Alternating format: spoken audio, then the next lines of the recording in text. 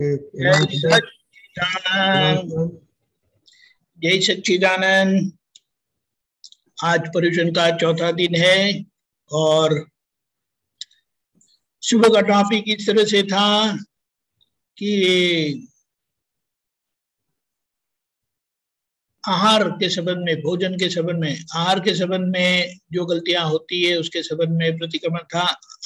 अब जो है शाम को वह ममता, लोभ, लालच, विषय विकार और लक्ष्मी के संबंध में हमारे जो दोष हुए हैं और शायद अभी भी होते रहते हैं, तो उनका प्रतिक्रमण और उसकी समझ बड़ी अच्छी तरह से दादा भगवान ने दी है। तो उसके ऊपर हम आशा रखते हैं, अपेक्षा रखते हैं कि आपने वो थोड़ा कुछ तो पढ़ा होगा, हमने जो भेजा है वो, और आगे अगर आपको कुछ समझना है। लेकिन उसके पहले इसका बड़ा अच्छा सा ब्रीफिंग पुलिनानंद जी करेंगे ताकि हमें उसका पर्सपेक्टिव पूरा अच्छा मिल जाए और जो दादा भगवान ने खास कहा है उसके ऊपर गौर करेंगे। जय सच्चिदानंद। पुलिनानंद जी। जय सच्चिदानंद। त्रिमंत्र बोलो। हाँ, यस। नमो वीतरागाय, नमो वितरागाय, नमो वरिहंताणम, नमो वरिहंताणम, नमो सिद्धाणम, नमो सिद्धाणम, नमो आयरियाणम, नमो आयरियाणम, नमो वज्जायाणम, नमो वज्जायाणम, नमो लोये सव्व साहुणम, नमो लोये सव्व साहुणम, ऐसो पंचन मुक्कारो, ऐसो पंचन मुक्कारो, सौवपावपणासणो, सौवपावपणासणो, मंगलाणंच सवेसिम, मंगलाणं च सौवेसिम, पडमं हवै मंगलम, पद्मं हवै मंगलम। ओम नमो भगवते वासुदेवाय, ओम नमो भगवते वासुदेवाय, ओम नमः शिवाय, ओम नमः शिवाय। जय सच्चिदानंद। जय सच्चिदानंद। तो पर्यूषण के आज के दिन का जो हमारा विषय है, जैसे दीपक आनंद ने बताया, ममता, लालच, लोभ, विषय, लक्ष्मी, सारे चीजों के संक्षिप्त में हम थोड़ा देख लेंगे कि दादा भगवान की नजर से किसे क्या कहा गया है। तो ममता से अगर हम शुरू करें तो हमारे दादा भगवान गुजराती में बोलते थे, ममता એટલે जीव भराई जाए, यानी जहाँ भी हमारा ध्यान अटक जाता है, हमारा पूरा उसमें चला जाता है, उसको ममता कहते हैं। ऐसा बोल सकते हैं, जान चली जाती है वहां पर सारी। हमारी जान जहाँ अटक जाती है, हमारी जान जहाँ पे अटक जाती है, उसे ममता कह सकते हैं। यानी क्या है कि अगर मेरी गाड़ी, ममता को दूसरे शब्दों में कहे तो जहां जहां मेरापन लगता है उसको ममता कहते हैं।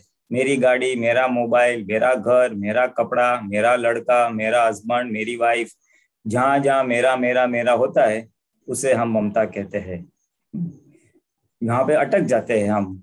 अगर किसी रास्ते पे गाड़ी है, खरोच लगती है, दूसरे की गाड़ी को खरोच लगती है तो हमें असर नहीं होती, लेकिन मेरी गाड़ी को खरोच लग गई तो असर होती है। ऐसा क्यों? तो कि वो मेरी गाड़ी है, उसके ऊपर मेरा ममत्व भाव है, इसलिए मुझे असर होती है।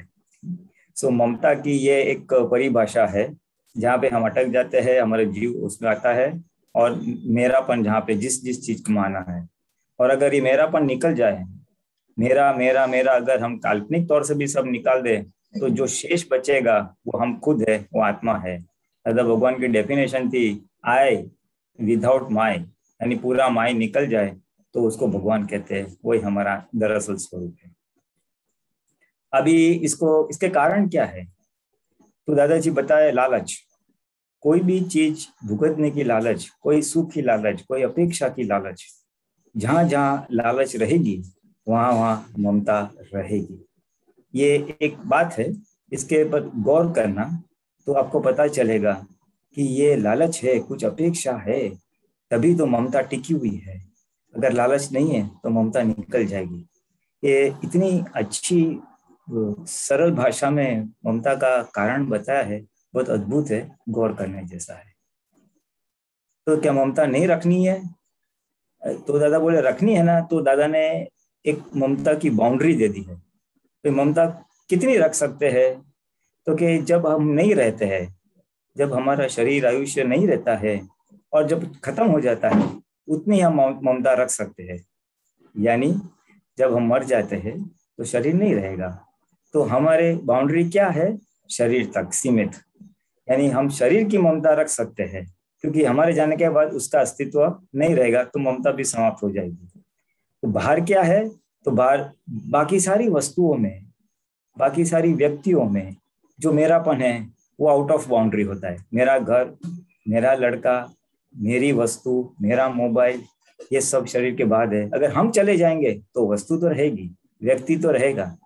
तो हमारे जाने के बाद अगर कोई चीज रहती है तो बाउंड्री के बाहर है, हमारे जाने के बाद जो खत्म हो जाती है वो बाउंड्री के अंदर है। तो बाउंड्री के अंदर हम ममता रख सकते हैं।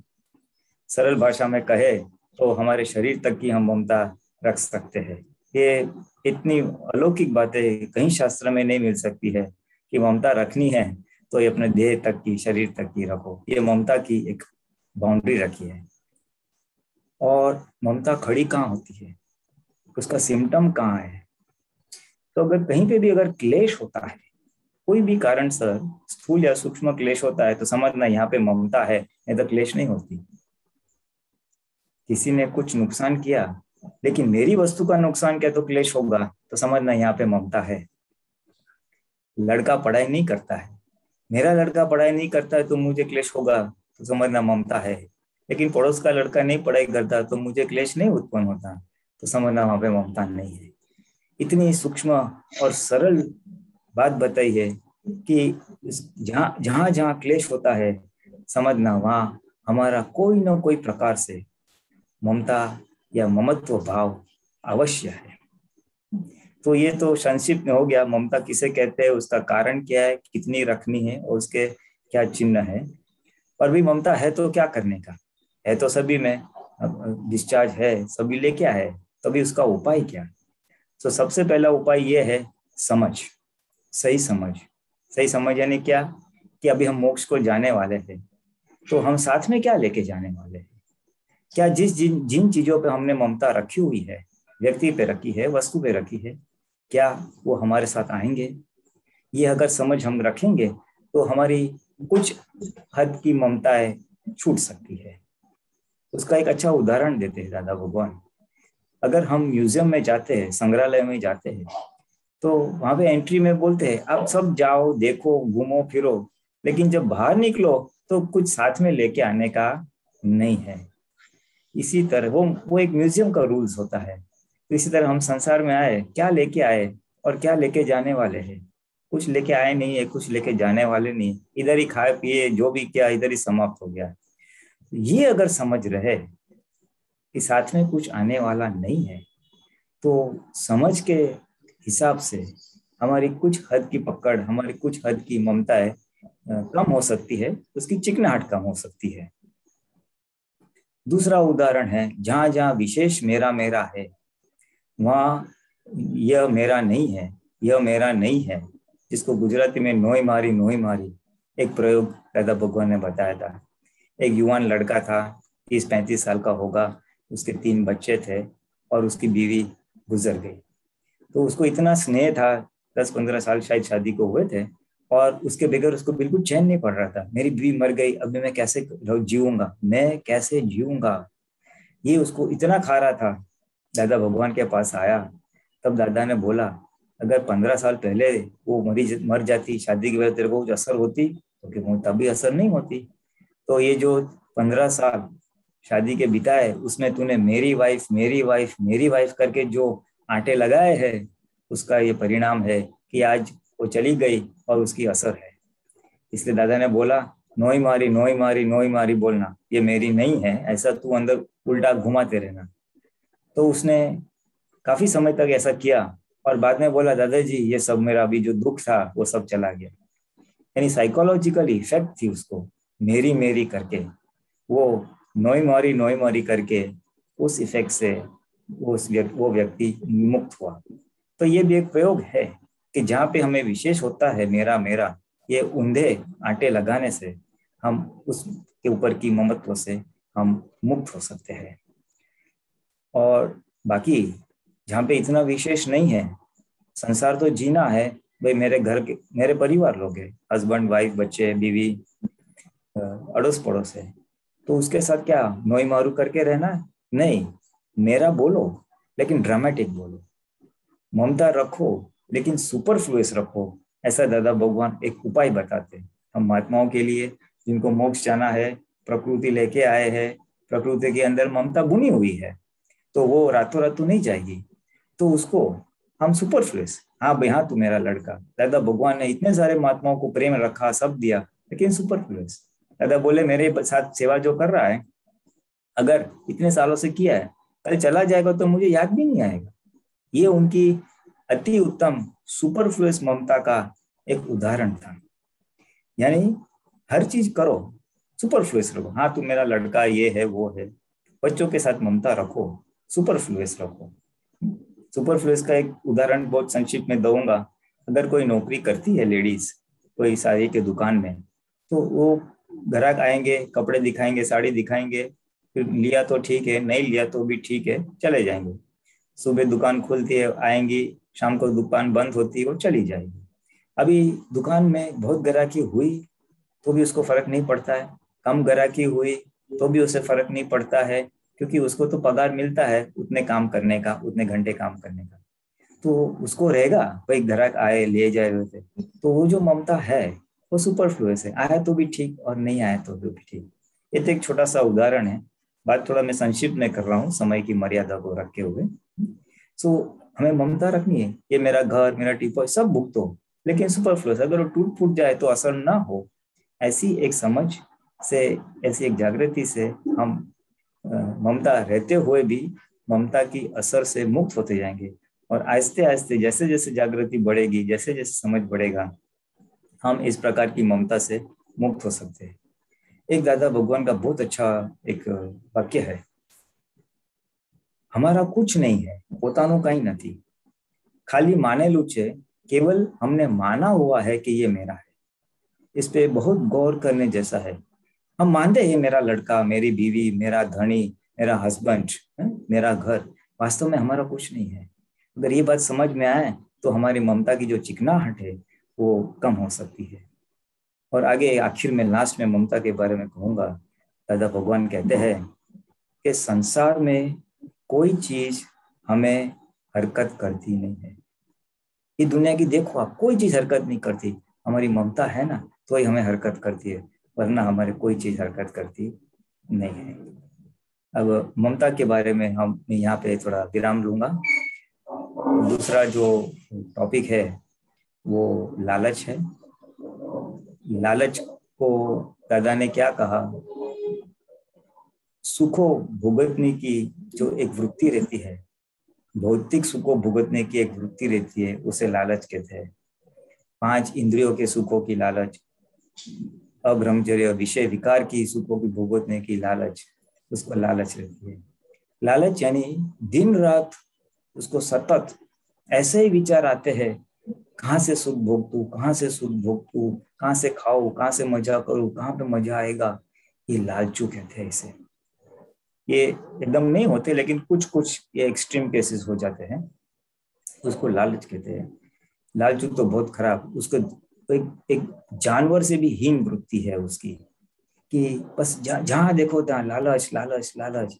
जैसे कुत्ते को थोड़ी रोटी बताए ना, फुट फुट फुट फुट वो चला जाएगा उसके पीछे, ऐसे लालचू को थोड़ा सुख कहीं से दिखाई दिया तो फुट फुट फुट उसके पीछे जाएगा।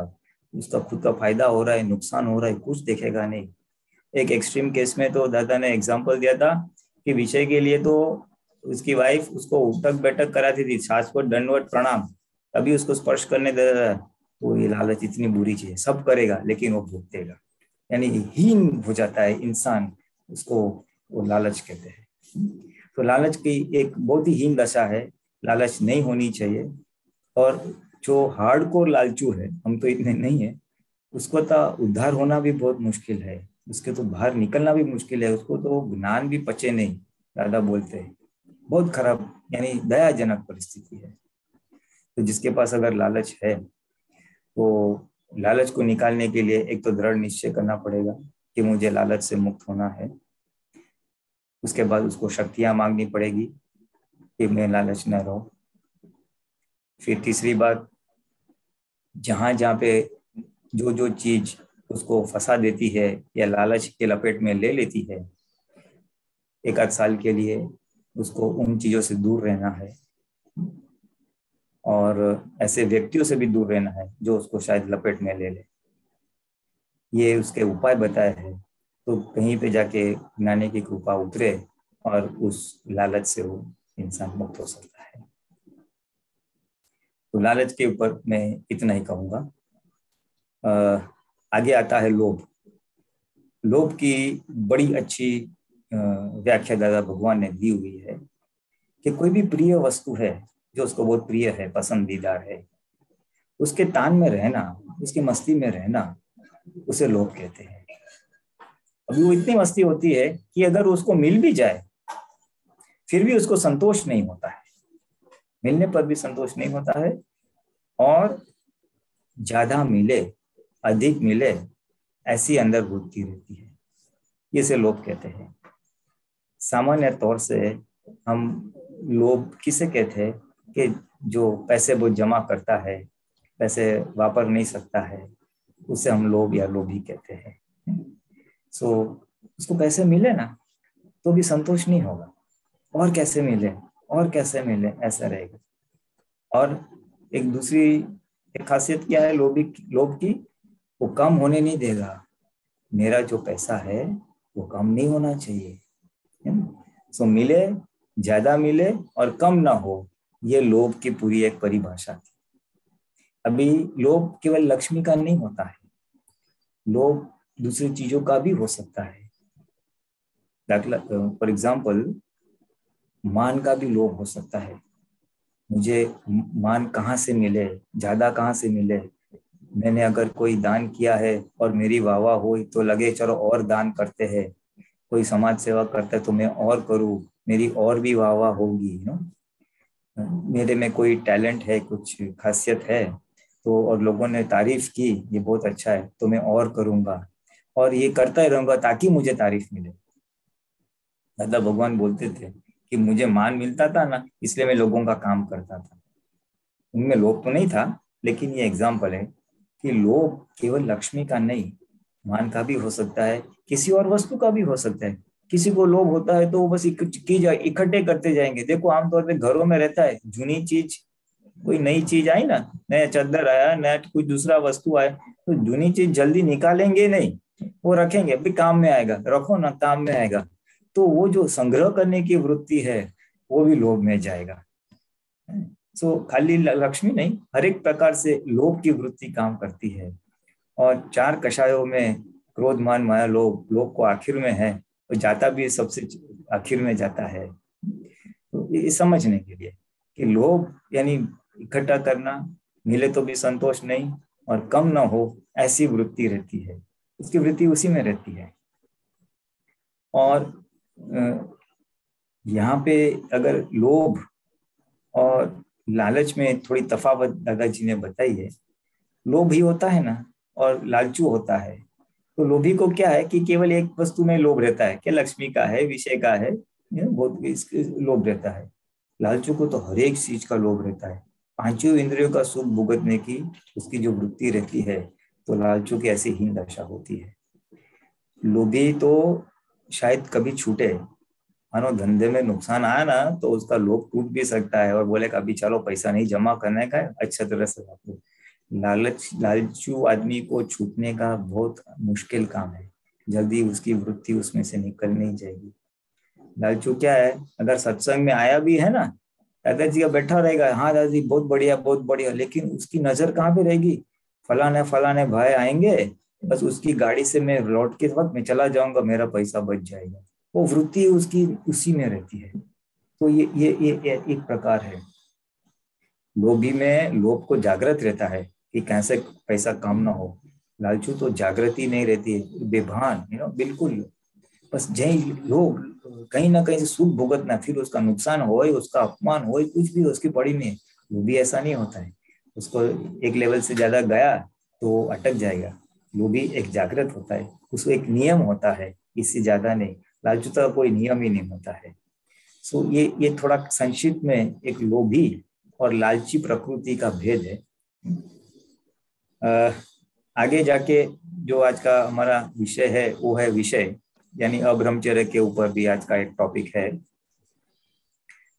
तो एक्चुअली ये पंचम आर्य में विषय के बारे में बात करने की नौबत आई है। चौथा आर्य था, सतयुग था, महावीर भगवान, राम भगवान थे। उस समय ये विषय के बारे में उसका महत्व नहीं था। विषय एक बहुत सामान्य, एक नेचुरल वस्तु थी। ये कलयुग में विषय को सुख का साधन माना गया है। वो अधिक भोग करने से अधिक सुख लेने की बात आती है। विषय विकृत हो गया है। इसलिए महावीर भगवान ने भी जाते जाते 5वां महाव्रत, ब्रह्मचर्य महाव्रत ऐसा खुला किया। उनके समय तक 4 महाव्रत थे, उन्होंने 5वां इसलिए रखना पड़ा कि लोग इसका महत्व भूल जाएंगे और विषय को सुख का साधन मान के अति उसमें डूब जाएंगे और भयंकर नुकसान करेंगे खुद का। इसलिए वो न हो, इसके लिए लाल बत्ती धरने ऐसे बताई और 5वां व्रत ब्रह्मचर्य महाव्रत रखा।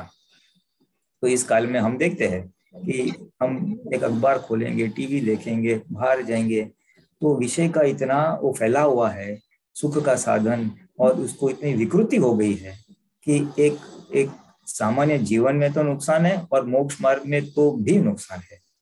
इसलिए दादाजी ने भी यहाँ पे थोड़ी चाबियां बताई है कि अभी हमारे आत्मदृष्टि अगर प्राप्त हुई है, हमें अंदर का सुख प्राप्त हुआ है, आत्मा का सुख प्राप्त हुआ है, तो विषय के सुख की इतनी आवश्यकता नहीं है। जब तक ये अंदर का सुख नहीं था तब ये पुद्गल का सुख एक नैमित्तिक था, लेकिन अब हमारे लिए ये जरूरी नहीं है, क्योंकि विषय का सुख पूरा लोन का है, पूरा पुद्गल का सुख। इस शरीर में से कहीं से भी जो है वो पूरा लोन पे लिया हुआ सुख है और उसको रिपेमेंट आता ही है। इवन अब्रह्मचर्य का भी लोन का लिया हुआ सुख है, जो एक पिछली उम्र में बुढ़ापे में कहीं ना कहीं शारीरिक तकलीफ, मानसिक तकलीफ, और लोन का ऐसा रिपेमेंट हो जाता है। तो ऐसा ना हो, इसलिए दादा ने बताया कि आप नॉर्मालिटी में रहना। बंद करने को तो नहीं कहा, क्योंकि भरा हुआ माल है वो डिस्चार्ज तो होगा। और बड़ी सुंदर व्याख्या बताई है कि हक का विषय होगा, यानी खुद की हस्बैंड या वाइफ है तो उसमें कोई बाधा नहीं है, और वो भी हक का होगा। कहीं पे पर स्त्री पर पुरुष पे अगर दृष्टि भी नहीं बिगड़ती है, विचार भी नहीं आते हैं, अगर आते हैं विषय विकार के आते हैं, तो मन कर लेता है तो वो साफ हो जाता है। अगर ऐसे एक पतिव्रत एक पत्नी व्रत कोई जीता है, तो दादा भगवान ने बताया कि हम ये ब्रह्मचर्य का पालन कर रहे हैं, ऐसा हम मानेंगे। 5वें आर्य का ब्रह्मचर्य था और ये चौथे आर्य का एक ब्रह्मचर्य था, और 5वें आर्य में इस कलयुग में जहाँ पे प्रकृति में इतना विषय का वो रहता है, तो उसका निकाल भी करो और हक तक रहेगा, और लिमिट में, अनलिमिटेड नहीं, लिमिट में, तो उसको हम ब्रह्मचर्य का पालन करते हैं, ऐसा हम मानेंगे। तो दादाजी ने विषय का एक पृथक्करण भी किया है। उसमें नुकसान क्या है, तो कि एक तो भयंकर हिंसा, लाखों जीवों की हिंसा होती है। दूसरा, पूरा अंतस्करण उसमें फंस जाता है। चित्त वृत्तियां फिर बार बार उसी में जाती है, विषय के अंदर वृत्तियां दोबारा भुगतने के लिए खींची जाती है, इसलिए वो नुकसान करता है, ऐसा बताया। और हमें आत्मदृष्टि प्राप्त करने के बाद हमारी जो आज्ञा पालन और जागृति की बात है, तो उसमें ये थोड़ा बाधक बन सकता है। इसलिए हो सके तो विषय को मर्यादित रखे, और अगर समय संजोग के अनुसार उसमें थोड़ा आगे बढ़ के उसको कम भी कर सकते हैं। इसलिए ये एक विषय का है, तो ये हमें एज अ महात्मा 2-3 चीजें खास रखनी है। एक तो हक का विषय हो, अनहक में विशेष जागृति हो, हमारी दृष्टि में ने, हमारे विचार में और काया में अनहक का ना हो, भावना हो कि हम निर्विकार रहे। और ये सुख का साधन नहीं है। मुख्य तो एक मान्यता हमारी बदलनी चाहिए, ये सुख का साधन नहीं है, ये लोन का लिया हुआ सुख है, रीपे करना पड़ेगा, लेकिन एक फोर्स वाला है तो उसका डिस्चार्ज भी करने का है, निकाल भी करने का है। यानी दादा ने बहुत बैलेंस्ड बताया हुआ। बाकी तो जिसकी अगर भावना है वो चाबियां तो बहुत सारी दी है। अगर विषय के ऊपर संयम लाना है, ब्रह्मचर्य पालन करना है, तो जो अपरिणित है, अविवाहित है, उनके लिए भी चाबियां बताई है, और जो शादीशुदा है उनके लिए भी चाबियां बताई है, और कैसे हम इस मार्ग में आगे जा सकते हैं उसके विशेष बताई है। दादाजी बताते थे कि जितना जितना ये विषय का संयम हुआ, ब्रह्मचर्य हुआ, तो पुद्गल सार है। जो हम आहार लेते हैं उसके, जो आयुर्वेद की दृष्टि से ये मसल्स, हड्डी, ये खून, वो सब बनता है, 7 प्रकार के धातु है, और आखिर में वीर्य बनता है। तो उसको पुद्गल सार कहा गया है। यानी शरीर जिसके आधार पर टिकता है वो पुद्गल सार है। अगर जितना पुद्गल सार हमारे शरीर में टिकेगा उतना तेज आएगा, उतनी एक मानसिक एक जागृति बढ़ेगी, एक अंदर का आनंद भी बढ़ेगा। और दादा ने बताया कि अगर आत्मा का विशेष अनुभव करना है महात्माओं के लिए, बाहर के लिए, तो ये ब्रह्मचर्य बहुत हेल्पिंग चीज है। ये ब्रह्मचर्य की बात तो हम महात्मा तक सीमित है, बाहर हम बात नहीं कर सकते, नहीं तो लोग हमको उल्टा मूर्ख में रखेंगे। तो ये एक पुद्गल सार है, तो जितना उसका जतन हो सके, ऐसा कहा है। एक लक्ष्मी का भी एक व्यय नहीं होने देना चाहिए, वेस्ट अननेसेसरी नहीं होना चाहिए, और ये पुद्गल सार जो है उसका भी वेस्ट ना होना चाहिए, उसका खास ध्यान रखना चाहिए।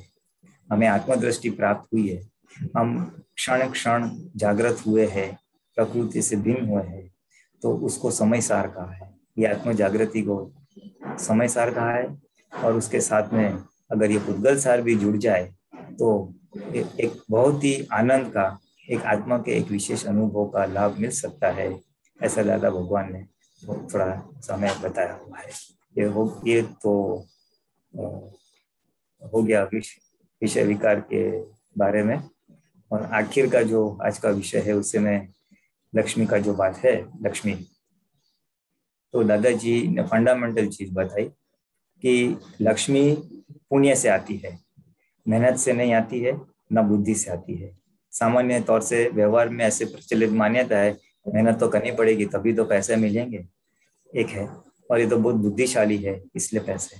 तो वहां पे दादाजी ने साइंटिफिक तरह से बताया कि अगर मेहनत से मिलती तो रास्ता का जो मजदूर है उसको बहुत मिलना चाहिए, क्योंकि वो तो सुबह से शाम मेहनत करता है। और अगर बुद्धि से मिलती है तो इतने सारे बुद्धिशाली होते हैं, लेकिन वो दूसरों के लिए नौकरी करते हैं, सेठ तो खा पी के मजा करता है। सो लक्ष्मी का वास्तविकता में पुण्य से आती है। ये मेहनत और बुद्धि एक निमित्त नैमित्तिक है, वो नहीं करने का ऐसा नहीं है, वो निमित्त है, उससे भी लक्ष्मी आती है, लेकिन मूल कारण पुण्य है। सो लक्ष्मी कहाँ से आती है? पुण्य से आती है। फिर लक्ष्मी का क्या करना चाहिए? तो उसका सदुपयोग करना चाहिए। सदुपयोग यानी खुद के लिए जो अपनी आवश्यकता है उसके लिए रखो, और बाकी का दूसरों के लिए सदुपयोग करो। लक्ष्मी का सदुपयोग जितना हो वो हमारे क्रेडिट में आएगा और हमें आगे हेल्प करेगा। जितनी लक्ष्मी हम खुद के लिए वापरते हैं वो सारी लक्ष्मी गटर में चले जाती है। मैंने खाया पिया तो स्वाभाविक हम समझते दूसरे दिन कहाँ गटर में जाता है, कपड़े पहने, घुमा करा, तो वो सब आखिर में वेस्ट ही चला गया। खुद के लिए जितना वापरा सब गटर में गया, और दूसरों के लिए जितना लक्ष्मी का उपयोग हुआ वो सब सदुपयोग हुआ।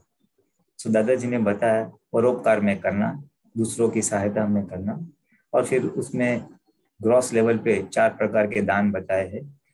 आहार दान, किसी को खाना खिलाया, औषध दान, कोई बीमार है उसको दवा दी, फिर ज्ञान दान जिससे उसका अत्यंतित कल्याण हो, संसार में कल्याण हो, मोक्ष मार्ग में कल्याण हो। तो ऐसे संयोगों में ऐसे किताबों को छपवाना वगैरह, ऐसे कार्यों में सहायता करना, लक्ष्मी का योग करना, वो ज्ञान दान में जाएगा। और चौथा प्रकार का दान जिसमें लक्ष्मी की जरूरत नहीं है वो है अभय दान, यानी हमारे निमित्त से किसी को भय न हो। तो ये तो दान के प्रकार हुए। तो ऊपर के 3 में लक्ष्मी की जरूरत पड़ती है, तो लक्ष्मी का सदुपयोग हो, महात्माओं के लिए सदुपयोग हो, ऐसा एक सूचन किया है। और लास्ट में एक मैं कहूँगा, आमतौर पे सबको होता है कि हम धनवान बने, तो दादाजी ने जो धनवान की व्याख्या दी है बहुत अद्भुत व्याख्या दी है।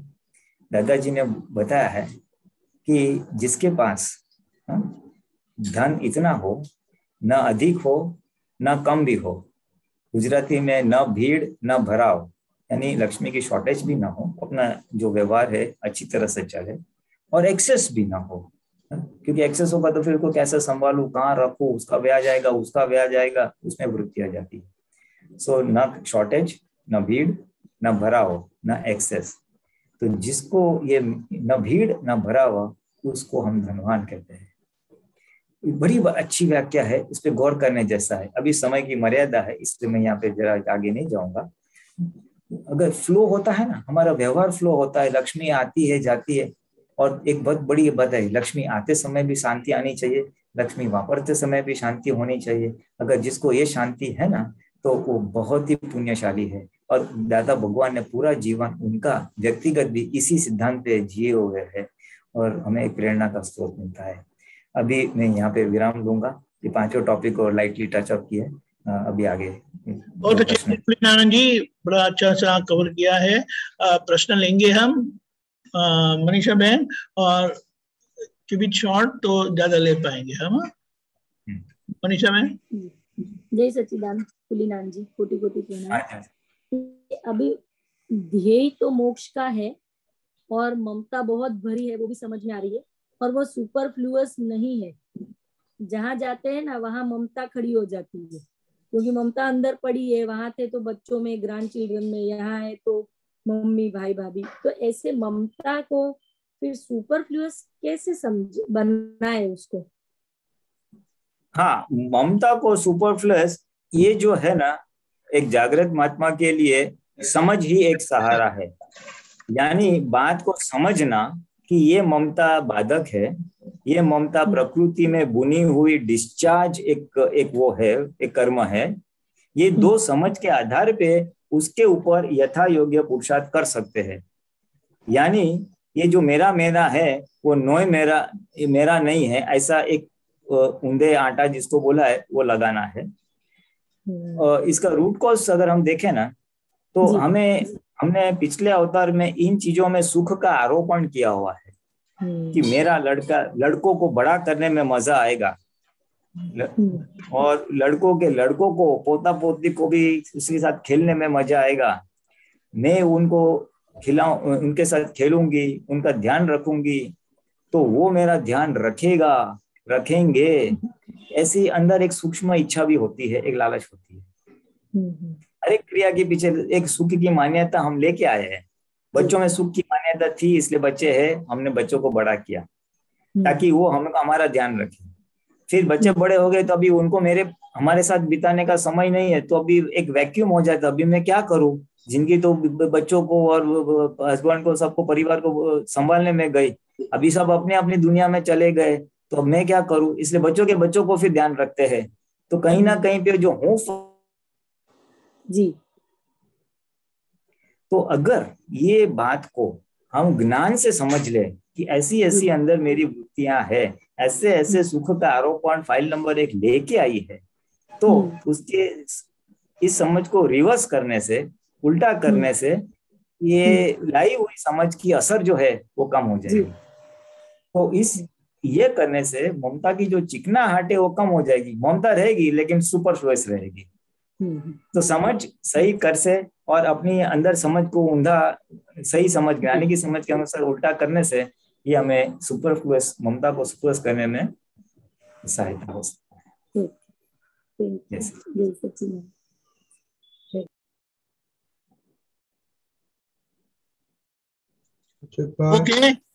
ओके, जय सच्चिदानंद। कश्यप जी। जय सच्चिदानंद, सबको जय सच्चिदानंद, जय सच्चिदानंद। ये मैंने पूछना था कि जैसे ये ममता में सिर्फ किसी व्यक्ति के साथ होता है कि अटैचमेंट की वस्तु के साथ भी होता है अटैचमेंट? जैसे अभी मेरा थोड़ा सा नेट का प्रॉब्लम था, तो मुझे थोड़ा सा फिर अंदर से डिस्टर्ब हुआ, क्योंकि काम वगैरह में ऐसे और सत्संग में भी ऐसे हुआ, तो डिस्टर्ब होना नहीं चाहिए, वो मैं समझता हूँ। लेकिन क्या वो ममता है इसमें डिस्टर्ब होना, उसके कारण जो है कि अगर जैसे परिस्थिति में हमको डिस्टर्ब हो जाते हैं, किसी वस्तु के साथ भी अटैचमेंट हो सकता है ममता? मेरा क्वेश्चन में ये।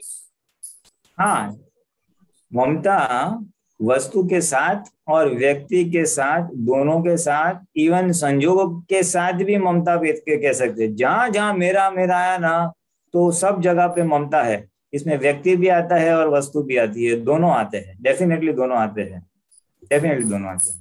तो उसमें जो हमने किया है वो मतलब अभी जो है, जो फाइल नंबर 1 है, वो पहले जो जब किया था ज्ञानता में, तो वो तो दूसरा उनका समझ थी और जो संजोग थे।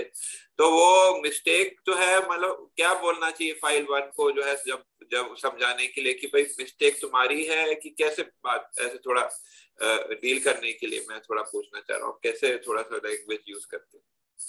हाँ, अभी जैसे मैंने मनीषा बहन के जवाब दिया, वही चीज आती है। ममता आज है, वो परिणाम है, डिस्चार्ज है। हाँ। उसके चार्ज पिछले अवतार की समझ के अनुसार ममता चार्ज की गई है, क्योंकि उसमें हमने सुख का आरोपण किया था। मेरा एक अच्छा घर होगा तो मैं बहुत सुखी होऊंगा, तो ये घर के ऊपर हमने चार्ज किया, इसलिए आज मेरा घर ऐसा आता है। तो ये एक जिसको बोलते हैं ना गलत समझ की वजह से ममता खड़ी हुई है। उसको आज हम सही समझ देके उसको हम नलीफाई कर सकते हैं, या उसको क्रॉस कर सकते हैं, इसके असर से हम मुक्त हो सकते हैं। कहते हैं ना, भोगवे जिसकी भूल है वो भुगतता है। तो यहाँ पर जो आज का नामधारी भुगत रहा है कि भूल है, कि पिछले नामधारी की भूल है? आज तो जो भुगत रहा है वही भुगत रहा है ना। हाँ। आज तो फाइल नंबर है, वो फाइल नंबर 1 का जो अहंकार है वही भुगत रहा है। हाँ। क्योंकि वो भरा हुआ है, इसे भुगतान तो आज का ही है। चार्ज उसने पिछले अवतार में किया था कुछ समय के, अभी आज तो भुगत रहा है वही जो आज ये हमारी फाइल नंबर 1 हो, आज डिस्चार्ज अहंकार कहो, जो भी कहो थे। तो फाइल 1 को कह सकते हैं। हाँ, उसको कह सकते हैं कि भाई ये आपका हिसाब है, इसको सेटल कर लो। आप जो है इसमें जो है ममता रखने की जरूरत नहीं, या डिस्टर्ब होने की जरूरत नहीं। हाँ, मैंने बताया ना, 2 एग्जांपल्स दिए। जैसे म्यूजियम होता है, म्यूजियम में हम एंट्री करते हैं तो हमको रूल्स है कि भाई सब खाओ, देखो, घूमो फिरो, लेकिन वापस कुछ लेके जाने का नहीं है। इसी तरह हमें अपने आप को समझाने का है कि अब जब हम जाएंगे, आयुष्य पूरा हो जाएगा, तो जिस चीज पे ममता है, क्या वो हमारे साथ आने वाली है? क्या वास्तव में वो हमारी बात है?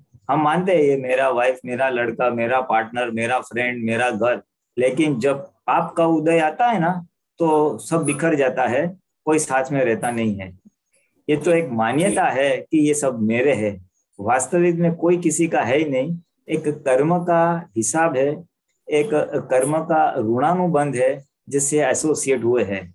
तो अगर ये समझ रहती है, यानी मारो मेरे एक अच्छा मोबाइल आया मेरे पास, तो मुझे समझना है कि मेरे पुण्य के अधीन मुझे मिला है, अभी मैं अपने ममता रखूंगा और बिगड़ जाएगा तो मुझे असर होगी। तो ये एक डिस्चार्ज, एक ऋणानुबंध है, व्यक्ति है तो या वस्तु है।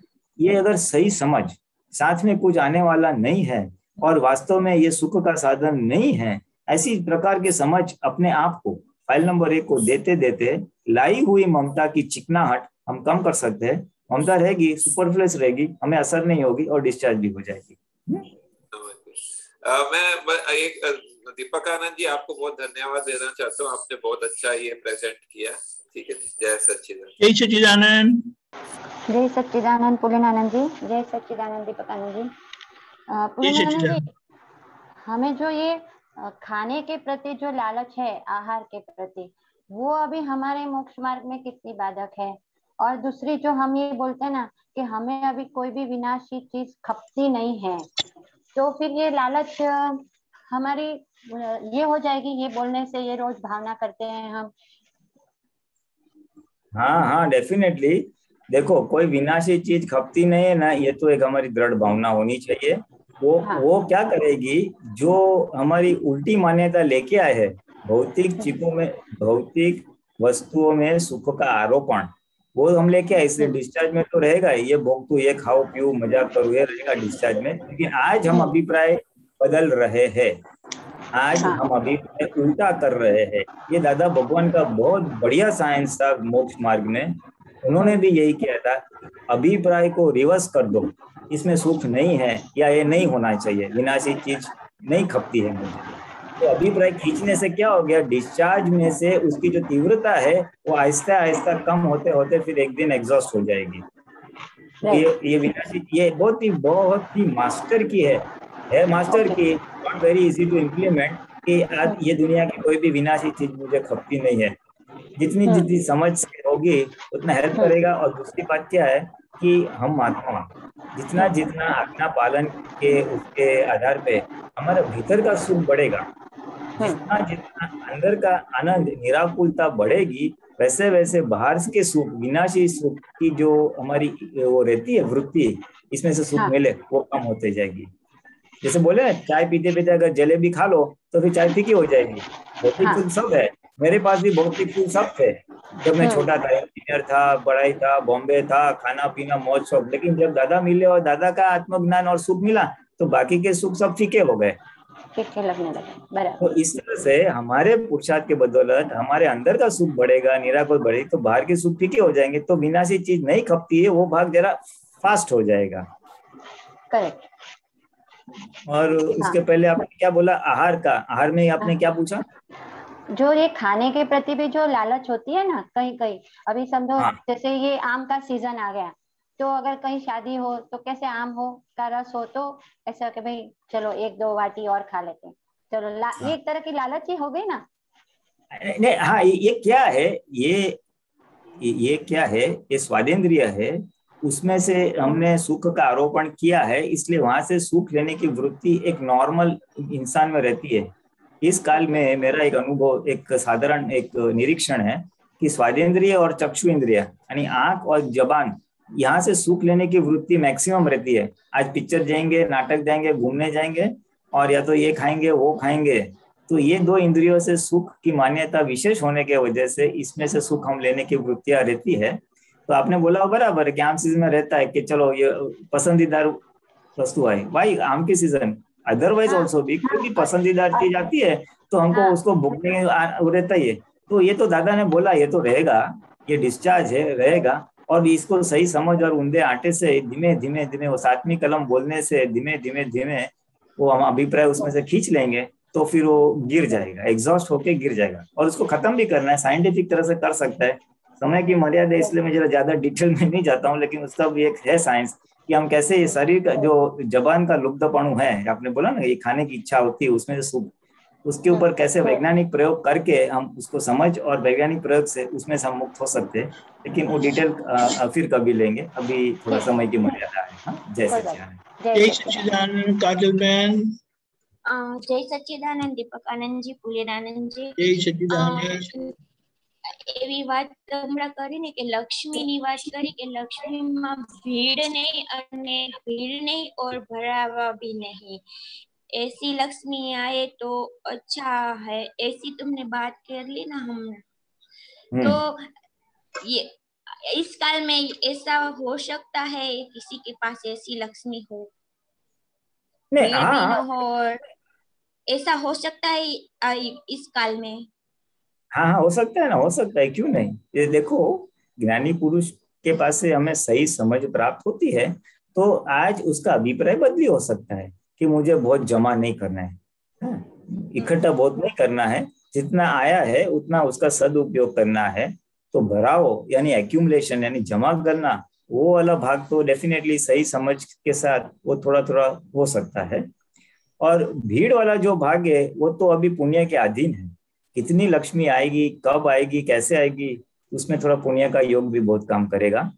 सो पुण्य के अधीन आएगी।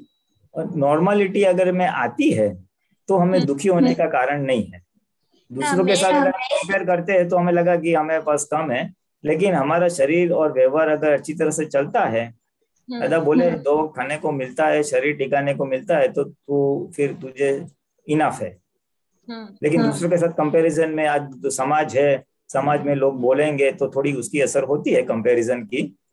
तो भीड़ नहीं और बढ़ावा नहीं, ये पॉसिबल है।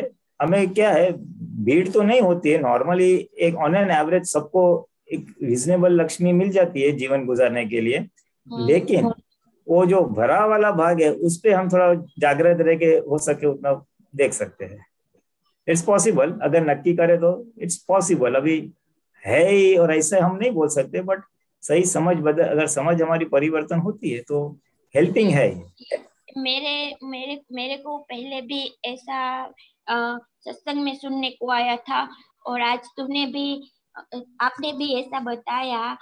अरे मेरे लाइफ में ऐसा ही है, मेरे को लक्ष्मी की कमी भी नहीं होती और मेरे पास ज्यादा भी नहीं आता और कमी भी नहीं होती, तो ये बात लेकर मैं खुश रह सकती हूँ ना।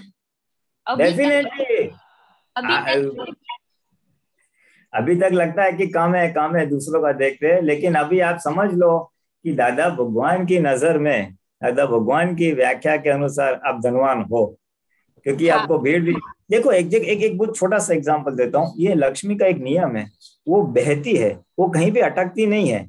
लक्ष्मी हमेशा आती है, थोड़ा टाइम रहती है और चले जाती है। 11 साल उसका एक्सपायरी डेट है। 11 साल तक अगर कांस्टेंट रही ना तो वो खलास हो जाएगी। इसलिए दादा क्या बोले, वो बहने वाली चीज है तो उसके साथ बहो, अटकाओ मई।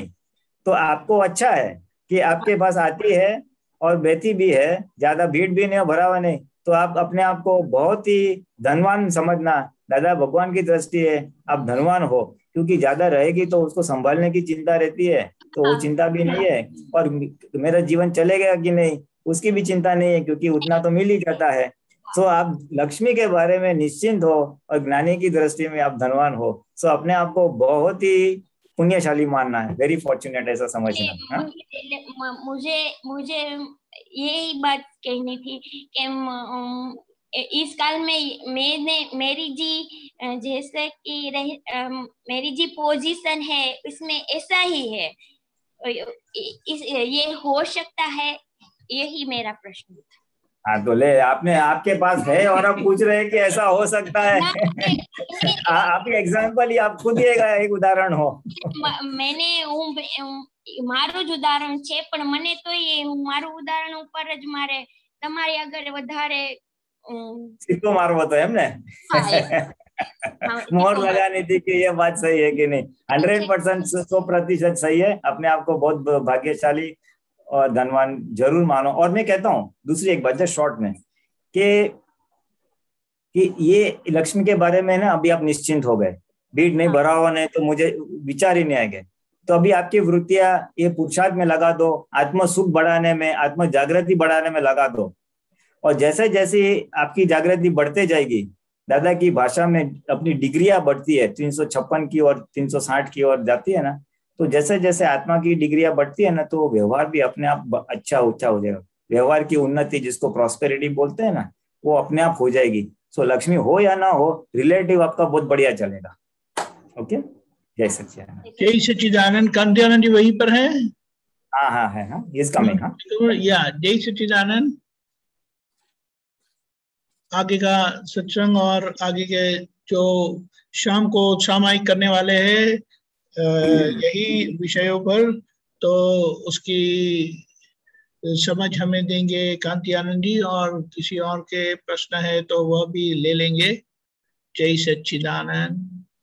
जय सच्चिदानंद। जय सच्चिदानंद। बता रहे हैं? हाँ स्वामी जी। भगवान, ओ भगवान। जय सच्चिदानंद। जय सच्चिदानंद।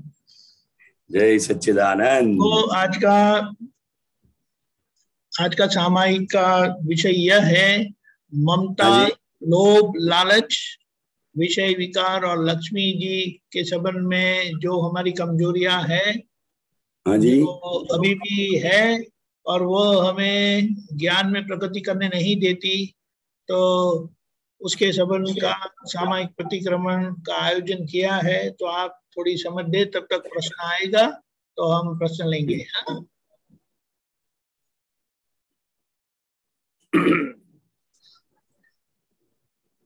निरंतर शुद्धात्मा के, इट इज गुजराती, हाँ प्लीज गो अहेड। ओके।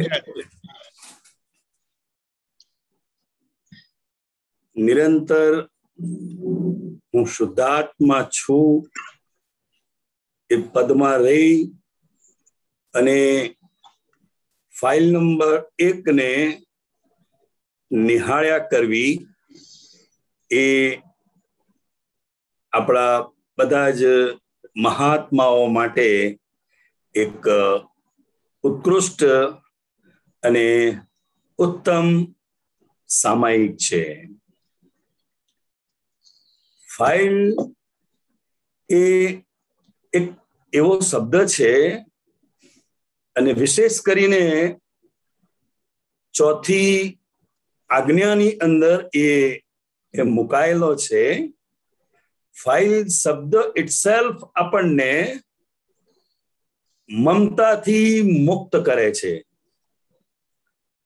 આ મારો દીકરો તો એ મમતા વધારે છે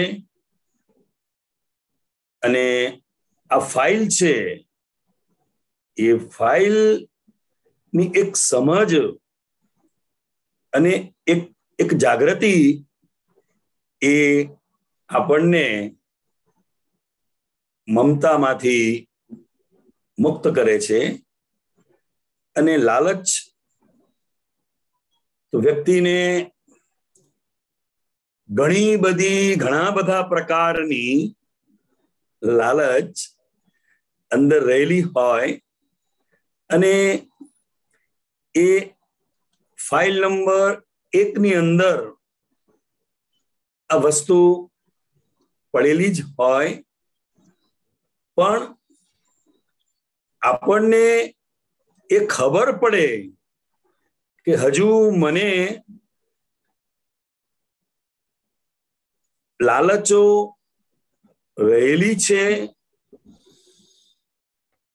કોઈ મને કંઈ આપે, કોઈ મને કંઈ મદદ કરે, નો ડાઉટ આપણી જરૂરિયાત હોય તો ફાઇલના નિકાલ સ્વરૂપે આપણે લઈ પણ શકાય, પરંતુ આપણી અંદર એક લાલચુ વૃત્તિ ના રહેવી જોઈએ. એ બહુ જરૂરી છે ને આ વસ્તુ દરેકની અંગત વસ્તુ છે. અને એ લાલચને કારણે અંદર ઉદ્ગલનું સુખ ભોગવી લેવાની આખી અંદર જે વૃત્તિ પડેલી છે, અને એમાંય ખાસ કરીને સ્ત્રી વિષય, પુરુષ વિષય, નપુંસક, એ લોભ જે અંદર રહેલો છે એ હવે આપણે શુદ્ધાત્માના પદમાં રહી અને ઉપયોગપૂર્વક એનો સામાયિકમાં મુકાય.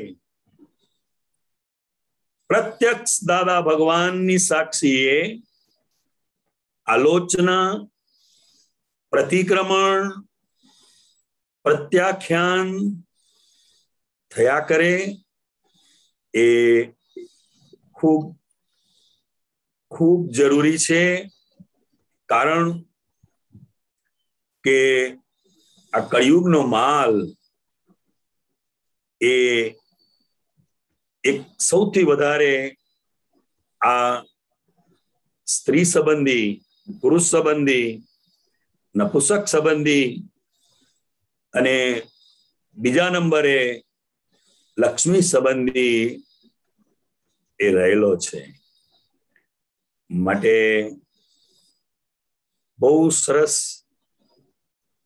ભોલિનાનંદજીએ આની બધી વાતો ટુ ધ પોઈન્ટ શોર્ટમાં બધા જ મુદ્દાઓને વણી લે એવી રીતે એમણે સરસ રજૂઆત કરેલી છે.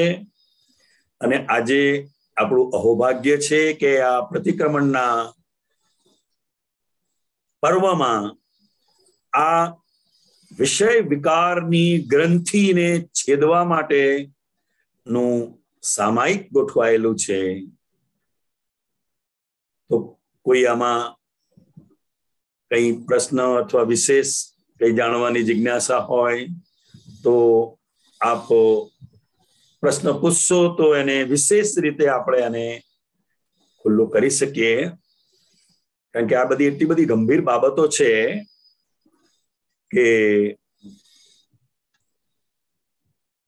જાગૃતિપૂર્વક એને સમજવાનું છે અને એકાંત રીતે શાદવાદ રીતે એને સમજવાનું છે. સ્ત્રી કે પુરુષ પ્રત્યે તિરસ્કાર, અભાવ, દ્વેષ, અણગમો, એને નીચા પાડવા એ બ્રહ્મચર્ય નથી. જ્યારે સ્ત્રીને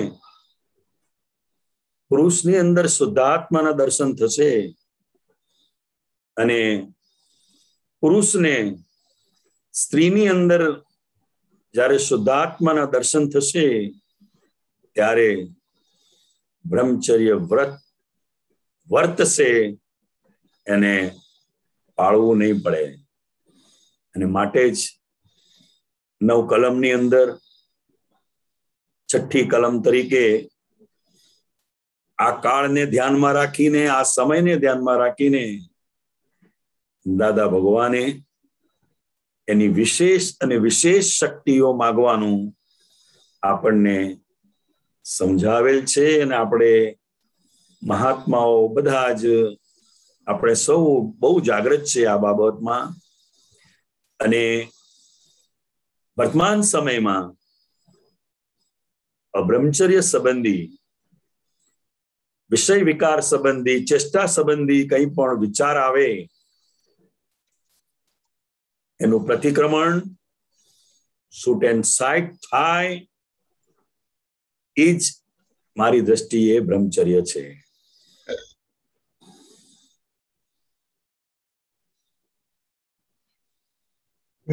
આપણે કંતિયાજી આપણો ક્વેશ્ચન પરેશભાઈ.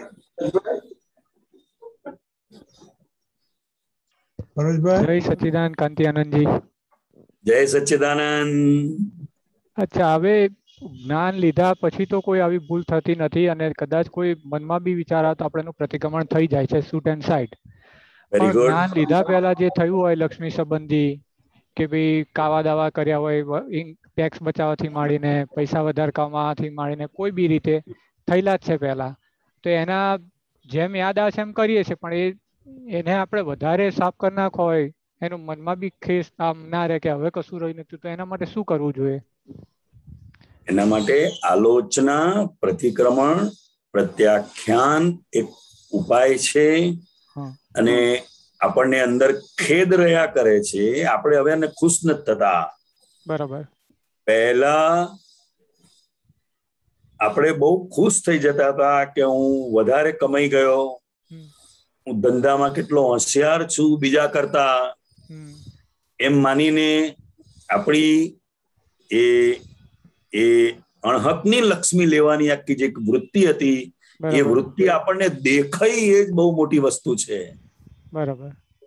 અને એ વીકનેસ તરીકે આપણે એને જાણી અને એમાંથી નીકળવાનો પુરુષાર્થ એકમાત્ર પ્રતિક્રમણ છે.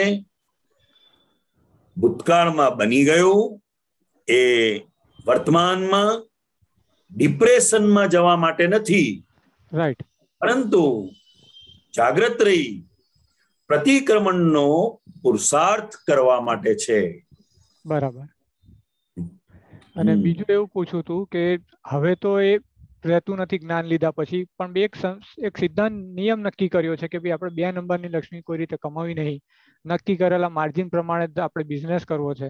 તો ઘણી વાર હવે પ્રોબ્લેમ એવું થાય કે બહાર જે હોય એ લોકોને આપણે ધારો કે 20,000ની વસ્તુ લેવી હોય ને એના ઓફિસમાંથી પાસ કરાવી હોય 30,000ની, તો આપણી જોડે એવું કરવા માંગતા તો એ નથી કરતો, તો એને લીધે સંબંધ ઘણી વાર એ બગડે છે. હું ના પાડું છું કે ભાઈ આ મારું નીતિ વિરુદ્ધનું કામ નથી કરતો, પણ છતાંય મન દુઃખ થયા કરે, બહુ નીતિવાળો તું એમ કરીને એમને દુઃખ થયા કરે, પણ પ્રતિક્રમણ છેલ્લે કરી લઉં એમના વતી કે ભાઈ આને દુઃખ થયું પણ આ મારો સિદ્ધાંત નથી. આપણો આશય એમને દુઃખ આપવાનો નથી. That means you are not responsible at all. Right. એ એમનો પ્રશ્ન છે, એમને દુઃખ થાય છે એ એમનો પ્રશ્ન છે, એ એમની અણસમજણનું પરિણામ છે. આપણે કોઈને દુઃખ આપવું નથી, એ આપણી પોતાની આંતરિક સમજ છે. અને આ બરાબર છે કે નીતિ નિયમ થી કર્યું છે કે આટલું ફિક્સ માર્જિન લેવું, આપણે એનાથી વધારે બી નહીં લેતો. કોઈ બી માણસ આવે તો સેમ રાખું છું. બરાબર છે. અને લક્ષ્મી તો આયા જ કરશે. ના એટલે એનું તો મેં છોડી દીધું છે, આમ ધ્યાન જ છોડી દીધું. એને મેં ત્યાં નીતિ થી આવે એક જ આયા જ કરશે ને એ પરિવારમાં સુખ આપશે.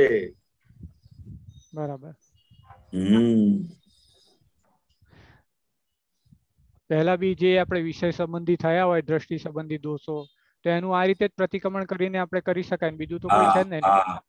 કારણ કે આપણે ફાઇલ નંબર 1 થી અલગ થયા છે. હું શુદ્ધાત્મા છું, એ લક્ષ બેઠું છે. માટે ફાઇલ નંબર 1 ને તટસ્થ રીતે આપણે જોઈ શકીએ છીએ અને એની પાસે પ્રતિક્રમણ કરાવડાવીએ છીએ, જેથી એક આ વિષય વિકાર સંબંધી જે ગ્રંથિ પડેલી છે એ ગ્રંથિ છેદાઈ જાય. બરાબર. હવે આપણે એ પરેશભાઈના પક્ષમાં નથી. બરાબર. હા, પહેલા તો આ લક્ષ્મી અને વિષય બેમાં જ સુખ માનેલું. હવે આપણે એ માની લીધું છે. આ જ ધંધો હતો આપણા બધાનો. કારણ કે જગતની અંદર પૂતગલનું સુખ સૌથી પ્રથમ મોટામાં મોટું જો માનેલું હોય તો એ સ્ત્રી વિષય, પુરુષ વિષય અને નપુંસક વિષય, અને બીજો નંબર લક્ષ્મીનો આવે છે. બરાબર. આપણે સામાન્ય રીતે આપણા રોજિંદા જીવનમાં પણ જો આપણે જોઈશું તો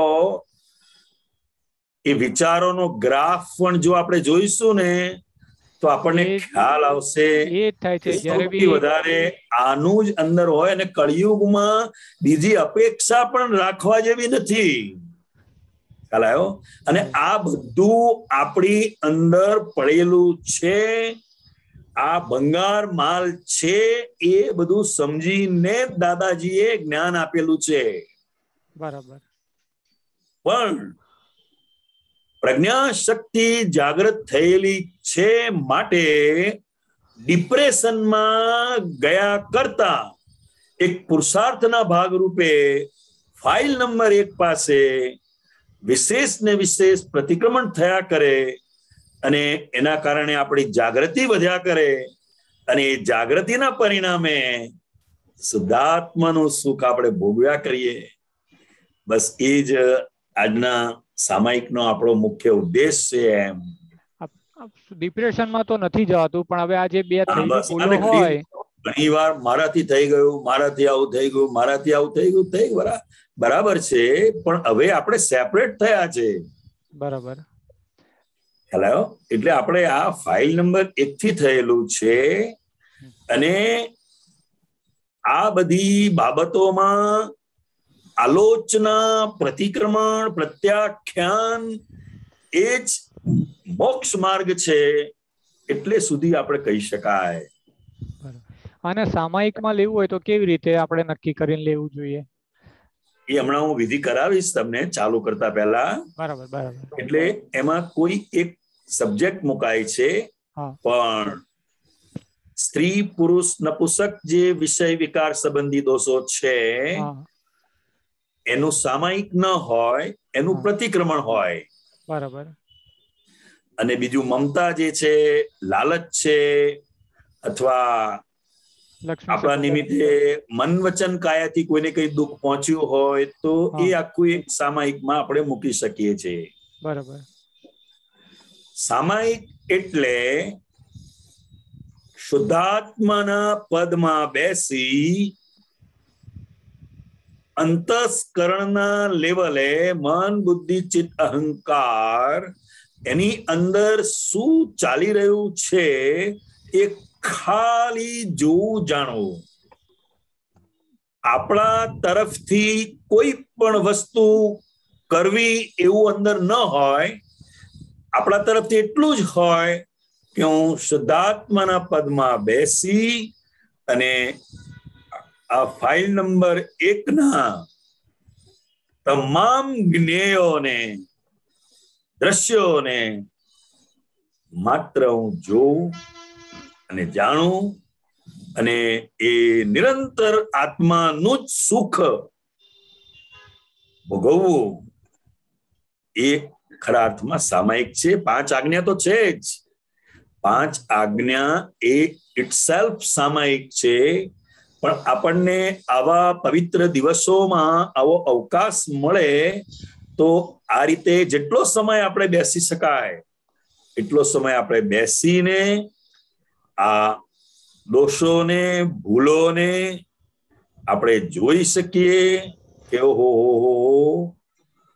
આવો માલ આની અંદર ભરેલો છે. હવે આપણે એના માલિક નથી. ખ્યાલ ફાઇલ 1 જોડે જ કરાવવાનું ને સામાયિક તો પણ. હા, એટલે આખું એક ફાઇલ નંબર 1 ના ડિપાર્ટમેન્ટમાં જાય છે અને આપણે શુદ્ધાત્માના પદમાં બેસીએ છીએ. બરાબર.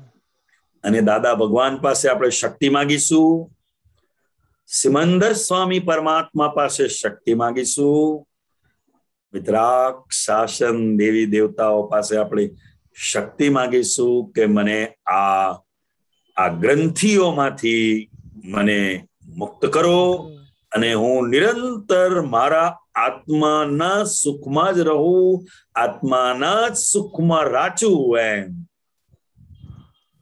અને એ આખો એક સામાયિકનો પ્રયોગ છે આ. જય સચ્ચિદાનંદ. જય સચ્ચિદાનંદ. સચ્ચિદાનંદ. ક્વેશ્ચન નથી તો એક ક્વેશ્ચન તમને કરું કે તમે ડિપ્રેશનની વાત કરી. ડિપ્રેશન એ શું છે, ક્યારે આવે? એટલે જાણે અજાણે, ખાસ કરીને વિષય વિકાર સંબંધી જ્યારે વ્યક્તિથી દોષો થઈ જતા હોય છે ત્યારે એ મારાથી થઈ ગયું, મારાથી આવું થઈ ગયું એમ કરીને એ પોતે ડિપ્રેશનમાં જતી રહે.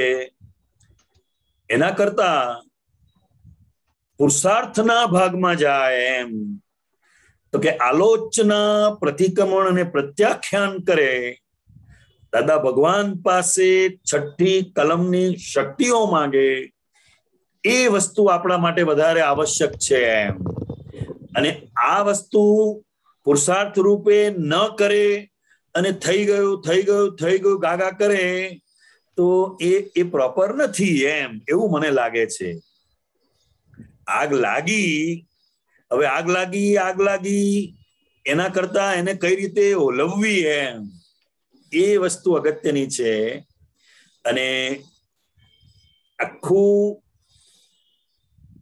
આ જે આખો સામાયિકનો પ્રયોગ છે, એ સામાયિકનો પ્રયોગ જ આટલો જ છે એમ કે ખરેખર આત્માની અંદર જ સુખ છે અને પૂતગલના જેટલા સુખો માનેલા, ભોગવેલા, એમાં ખરેખર સુખ નથી, એવી એક એને પોતાને અંદર દ્રઢ પ્રતીતિ થઈ જાય ત્યારે જ એ આત્માના સુખ તરફ એની વૃત્તિઓ પછી એની મેળે જ આવવા માંડે છે, નહીં તો ન આવે.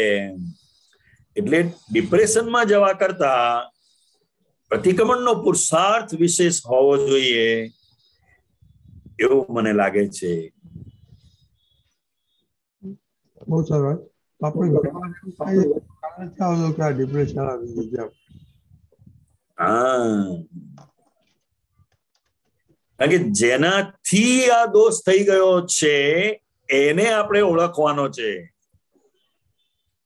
અને એવી હજુ કઈ એવી ઊંડી બિલીફ રહેલી છે એમ, પડેલી છે એમ કે હજુ આપણને એ તરફ ઢસડી જાય છે. અને પતિ પત્નીનો જે વ્યવહાર છે, ખાસ કરીને विषय विकार संबंधी એ ચોથી આજ્ઞામાં જાય છે, ફાઇલનો સંભાવે નિકાલ. અક્રમ વિજ્ઞાન એ ત્યાગનો માર્ગ નથી, એ ફાઇલનો સમભાવે નિકાલ કરવાનો માર્ગ છે. અને પતિ પત્ની બંને જો સમજથી આ વિષય સુખમાંથી મુક્ત થાય તો ધન્ય છે એમના જીવનને. અને અમારા પણ દંડવત નમસ્કાર છે પરિવારને, એક કપલને.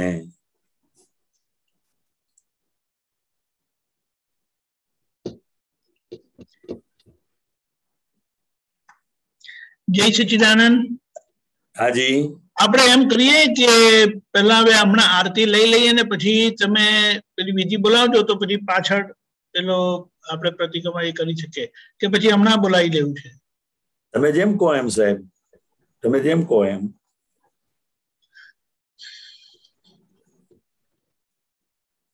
એક મિનિટ. હા, જો ગૌરાંગ આવી ગયા છે.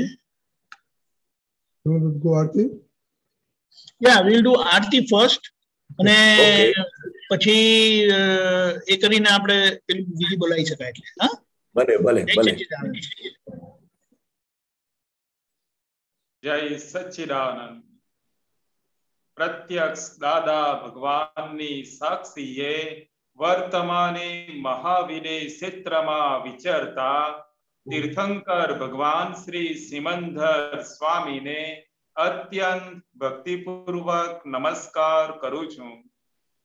જય સિમંદર સ્વામી પ્રભુ તીર્થંકર વર્તમાન મહાવીરે ક્ષેત્રે વિચરતા, મહાવીરે ક્ષેત્રે વિચરતા ભરત ઋણાનુબંધ. જય સિમંદર સ્વામી કહે દાદા ભગવાન સાક્ષીએ પહોંચાડું નમસ્કાર, સ્વામી પહોંચાડું નમસ્કાર. પ્રત્યક્ષ ફળ પામું, પ્રત્યક્ષ ફળ પામું, માધ્યમ જ્ઞાન અવતાર. જય સિમંદર સ્વામી પહેલી આરતી સ્વામીની ઓમ પરમેષ્ટિ પામે, સ્વામી ઓમ પરમેષ્ટિ પામે. ઉદાસીન વૃત્તિ વહે, ઉદાસીન વૃત્તિ વહે, કારણ મોક્ષ સેવે. જય સિમંદર સ્વામી. બીજી આરતી સ્વામીની પંચ પરમેષ્ટિ પામે, સ્વામી પંચ પરમેષ્ટિ પામે. પરમહંસ પદ પામી, પરમહંસ પદ પામી. જ્ઞાન અજ્ઞાન લડે. જય સિમંદર સ્વામી. ત્રીજી આરતી સ્વામીની ગણધર પદ પામે, સ્વામી ગણધર પદ પામે. નિરાશ્રિત બંધન છૂટે, નિરાશ્રિત બંધન છૂટે, આશ્રિત જ્ઞાની થયે. જય સિમંદર સ્વામી. ચોથી આરતી સ્વામીની તીર્થંકર ભાવી, स्वामी तीर्थंकर भावी स्वामी सत्ता दादा कने स्वामी सत्ता दादा कने भरत कल्याण करे जय सिमंदर स्वामी पंचमी आरती स्वामीनी केवल मोक्ष लहे स्वामी केवल मोक्ष लहे परम ज्योति भगवंत हूँ परम ज्योति भगवंत हूँ अयोगी सिद्ध परे जय सिमंदर स्वामी एक समय स्वामी खोड़े जे माथु ढाड़ी नमसे स्वामी माथु ढाड़ी नमसे अनन्य शरण स्वीकारी अनन्य शरण स्वीकारी मुक्ति पद निवरे जय सिमंदर स्वामी एक समय स्वामी खोड़े जे माथु ढाड़ी नमसे स्वामी माथु ढाड़ी नमसे अनन्य शरण स्वीकारी अनन्य शरण स्वीकारी मुक्ति पद निवरे जय सिमंदर स्वामी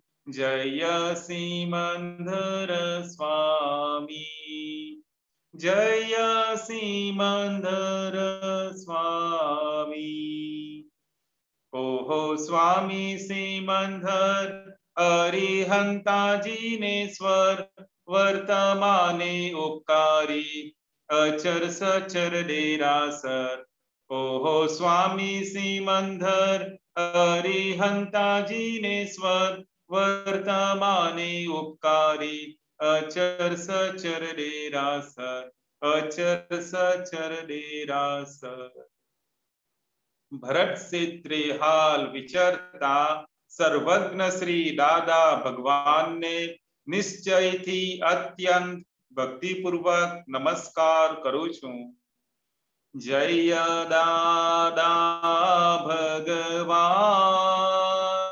दादा संगमेश्वर भगवान आरती करी जीवताड़े आरती करी जीवताड़े रुद्र आर्त्य अपध्यान जय दादा भगवान प्रगट दिवो दादा केरो जग प्रकाशमान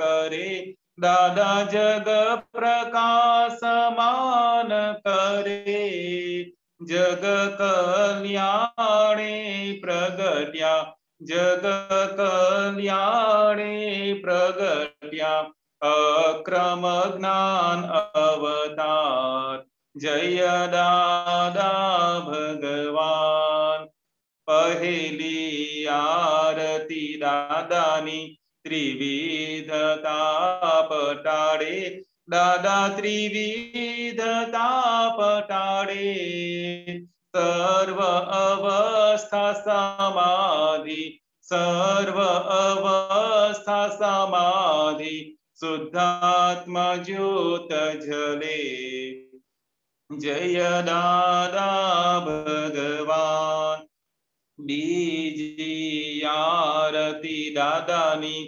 केवल दर्शन करे दादा केवल दर्शन करे ओ सायना पोसाय जगे ओ सायना पोसाय जगे क्रियाम अकर्ता जय दादा भगवान त्रिजी आरती दादानी केवल ज्ञान पामे દાદા કેવળ જ્ઞાન પામે સ્વસંવેદન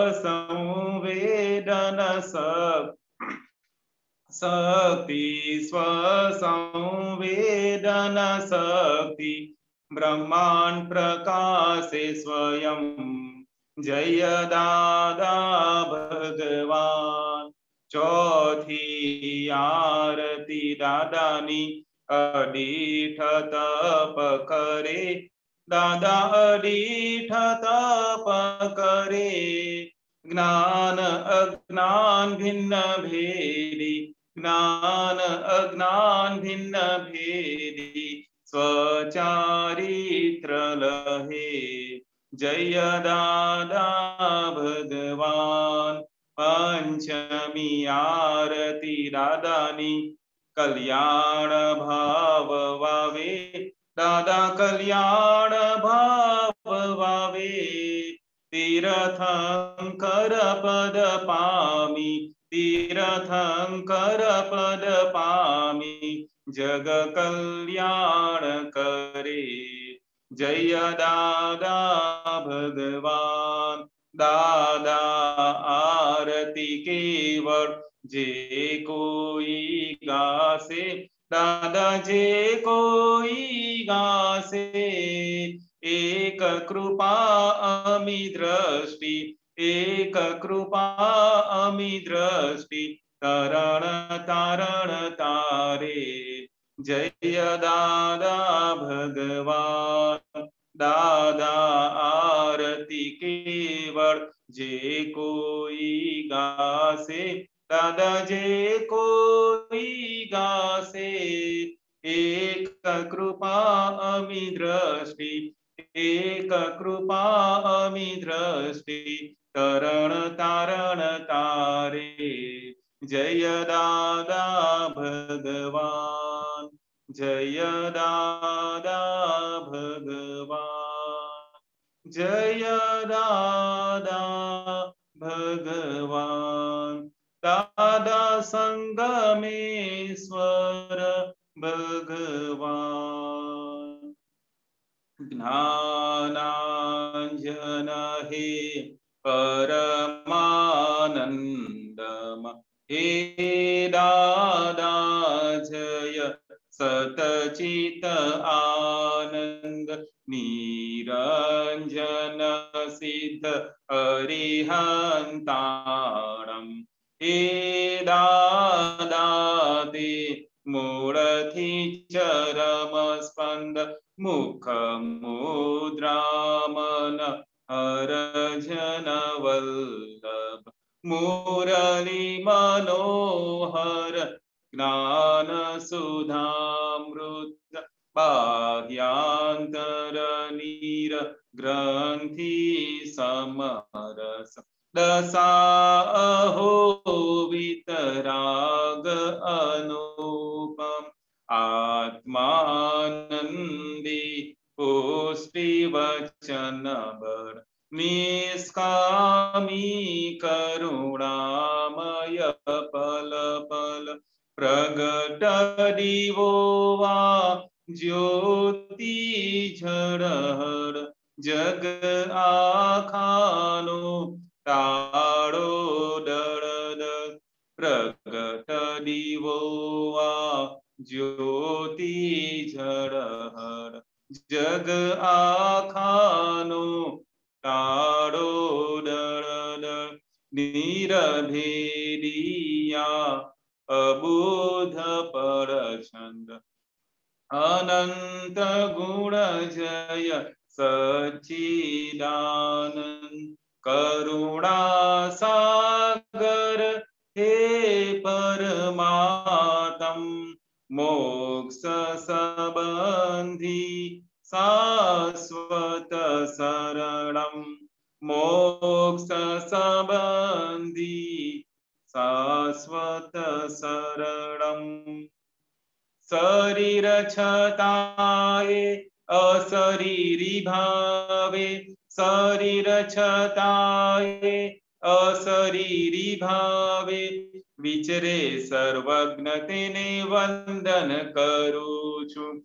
વિચરે સર્વજ્ઞ તેને વંદન કરું છું.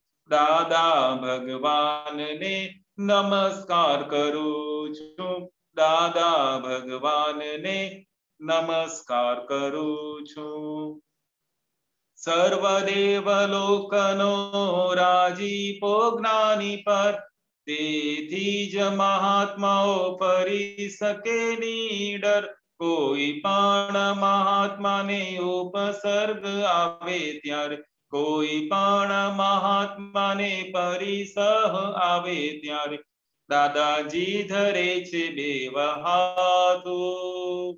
મોકલે છે લશ્કર આખું. મોક્ષદાન સાથે અભયદાન ખાસું. હૃદય કમળમાં દાદા જ સ્થાપું. મૂર્તામૂર્ત મોક્ષની જ્ઞાન ભક્તિ પ્રાથું. મૂર્તામૂર્ત મોક્ષની તંદુરસ્તી પ્રાથું. આ સિદ્ધ મંદિરની તંદુરસ્તી પ્રાથું. આ સિદ્ધ મંદિરની તંદુરસ્તી પ્રાથું. દાદા દાદા બોલતા ન ઠાકું. દાદા દાદા બોલતા ન ઠાકું. દાદા દાદા બોલતા ન ઠાકું. દાદા દાદા બોલતા ન ઠાકું. દાદા દાદા દાદા દાદા બોલતા ન ઠાકું. વારસ અહો દાદાના. વારસ અહો દાદાના. સુરવીર તારે લાવજો. સુરવીર તારે લાવજો. કાયર બનોના કોઈ દી. કાયર બનોના કોઈ દી. કષ્ટો સદા કંપાવજો. કષ્ટો સદા કંપાવજો. રે સિંહના સંતાનને. રે સિંહના સંતાનને. શિયાળ તે શું કરી શકે. શિયાળ તે શું કરી શકે. મરણાંત સંકટ મેટકે. મરણાંત સંકટ મેટકે. તે ટેકના ધરનાર છે. તે ટેકના ધરનાર છે. જગતભરના સંત પુરુષોનું યોગ બળ. જગતભરના સંત પુરુષોનું યોગ બળ. જગતભરના સત્પુરુષોનું યોગ બળ. જગતભરના સત્પુરુષોનું યોગ બળ. અને પ્રગટ જ્ઞાની પુરુષ દાદા ભગવાનનું યોગ બળ. અને પ્રગટ જ્ઞાની પુરુષ દાદા ભગવાનનું યોગ બળ. સમસ્ત વિશ્વનું કલ્યાણ કરો. કલ્યાણ કરો. કલ્યાણ કરો. સમસ્ત વિશ્વનું કલ્યાણ કરો. કલ્યાણ કરો. કલ્યાણ કરો. અને કલ્યાણ કરવાનું નિમિત્ત બનવાની. અને કલ્યાણ કરવાનું નિમિત્ત બનવાની. અમને પરમ શક્તિ આપો. શક્તિ આપો. શક્તિ આપો. અમને પરમ શક્તિ આપો. શક્તિ આપો. શક્તિ આપો. સમસ્ત વિશ્વના જીવો સુખ અને શાંતિને પામો. સમસ્ત વિશ્વના જીવો સુખ અને શાંતિને પામો. સમસ્ત વિશ્વના જીવો મોક્ષને પામો. સમસ્ત વિશ્વના જીવો મોક્ષને પામો. જગત કલ્યાણ હો. જગત કલ્યાણ હો. જગત કલ્યાણ હો. જગત કલ્યાણ હો. જગત કલ્યાણ હો. જગત કલ્યાણ હો. જય સચ્ચિદાનંદ. જય સચ્ચિદાનંદ. કાંતિયાનંદ અનમ્યુટ કરજો.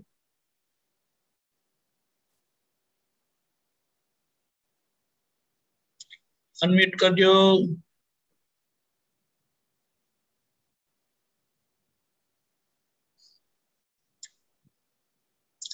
કાંતિયાનંદ unmute.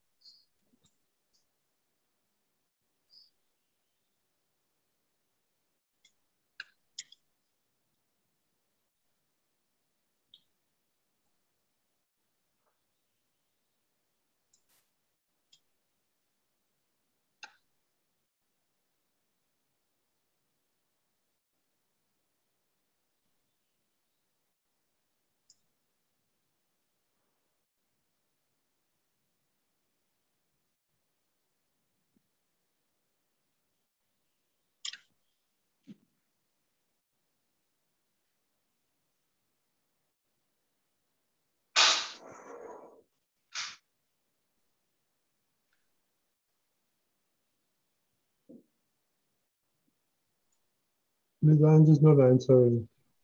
Pulinanji is not there. He went away. कांतियानजी તમારો ફોન ચાલુ કરો ને.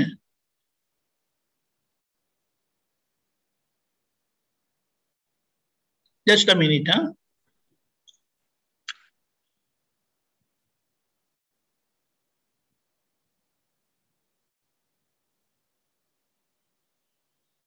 सिमंदर स्वामी प्रभु, हे श्री सिमंदर स्वामी प्रभु, हे दादा भगवान, हे दादा भगवान, हे वितराग शासन देवी देवताओं, हे वितराग शासन देवी देवताओं, हमने शुद्ध उपयोग पूर्वक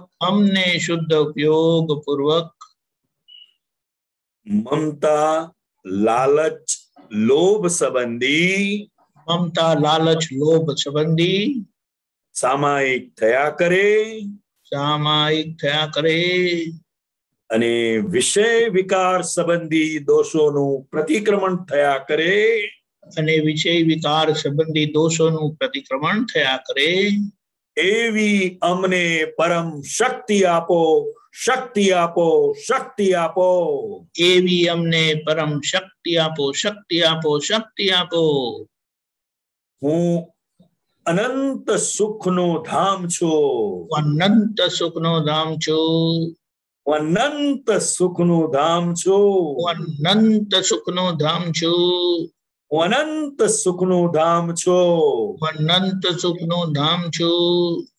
મન વચન કાયાની તમામ સંગી ક્રિયાઓથી હું તદ્દન અસંગત છું. મન વચન કાયાની તમામ સંગી ક્રિયાઓથી હું તદ્દન અસંગત છું. મન વચન કાયાની તમામ સંગી ક્રિયાઓથી હું તદ્દન અસંગત છું.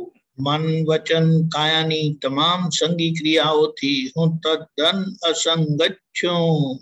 મન વચન કાયાની તમામ સંગી ક્રિયાઓથી હું તદ્દન અસંગત છું. મન વચન કાયાની તમામ સંગી ક્રિયાઓથી હું તદ્દન અસંગત છું. હું દાદા ભગવાન જેવો શુદ્ધ આત્મા છું. હું દાદા ભગવાન જેવો શુદ્ધ આત્મા છું. હું દાદા ભગવાન જેવો શુદ્ધ આત્મા છું. હું દાદા ભગવાન જેવો શુદ્ધ આત્મા છું. હું દાદા ભગવાન જેવો શુદ્ધ આત્મા છું. હું દાદા ભગવાન જેવો શુદ્ધ આત્મા છું. जय सच्चिदानंद, जय सच्चिदानंद, जय सच्चिदानंद, जय सच्चिदानंद. सर्वे महात्माओं आना परथी आप सामायिक में बेसी सको छो. जय सच्चिदानंद, जय सच्चिदानंद, जय सच्चिदानंद. आपके पुत्र महात्माओं जय सच्चिदानंद, जय सच्चिदानंद. जय सच्चिदानंद कांतियानंद जी, जय सच्चिदानंद, जय सच्चिदानंद गौरव आनंद जी.